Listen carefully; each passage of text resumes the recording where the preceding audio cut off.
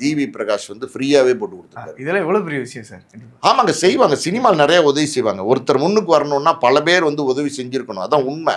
சரித்திரங்களை நீங்க தோண்டி பார்த்தீங்கன்னா ஒருத்தர் இவ்வளோ பெரிய ஆளா நிற்கிறார் அப்படின்னா அதுக்கு பின்புலமா பல பேர் இருந்திருப்பாங்க. அந்த காரணமா இருந்தவங்கெல்லாம் மறைக்கப்படுவாங்க ஒரு காலகட்டத்தில். ஆனா உண்மையா பல பேர் பல நேரங்களில் பலருக்கு சினிமாவில் உதவி செஞ்சிருக்காங்க.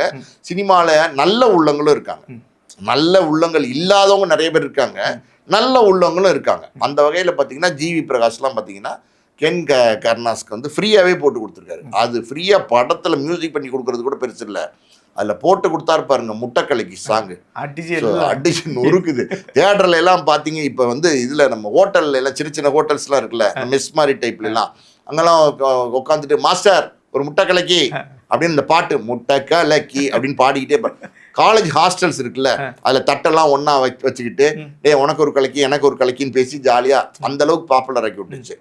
ஸோ இதுதான் ஒரு ஒரு ஒரு மனுஷன் பெருசாக வரணும்னா அது ஒரு பெரிய வெளிச்சம் கிடைக்கணும்னா அது கிடைக்கும்.